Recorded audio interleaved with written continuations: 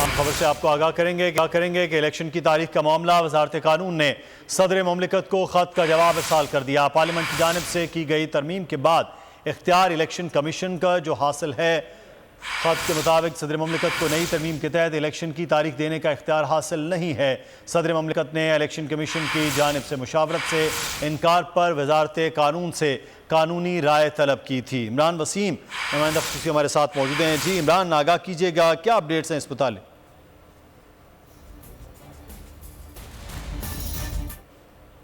था कि इंतखाबात की तारीख के हवाले से चीफ कमिश्नर इलेक्शन कमीशन आए, ऐवान सदर में बैठ के मुलाकात करें और मुशावरत करते हैं इंतखाबात की तारीख के हवाले से। और उस लेटर में आर्टिकल जो 48 है उसके सब सेक्शन 5 का जिक्र किया गया था, लेकिन इलेक्शन कमीशन ने उनके साथ मुलाकात करने से इनकार किया था, जिसके बाद एक लेटर लिखा गया सदर मुमलिकत आरिफ अलवी की तरफ से वजारत कानून को कि आप इस पर राय दें कि आइन का आर्टिकल 48(5) है, उसके मुताबिक तो तारीख देने का जो अख्तियार है वो सदर मुमलिकत का है। तो वजारत कानून की इस पर क्या राय है?